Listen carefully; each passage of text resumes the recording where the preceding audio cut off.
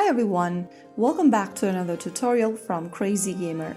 Today in this video, I'm going to show you how to download Horror Tale 2 on your Android device. First of all, launch open your Google Play Store on your Android and then in the search bar, type in Horror Tale 2. After searching for Horror Tale 2, from the search result, look for this game that says Horror Tale 2 Samantha from Euphoria Horror Games. Now tap on the install button to begin downloading the app on your device. Wait for a couple of minutes and your application should be downloaded. Once it's done, you can play the game by tapping on the play button. And there you have it. That is how you can easily download and install Horror Tale 2 on your Android device. If you found the video helpful, don't forget to like, share and subscribe to our channel.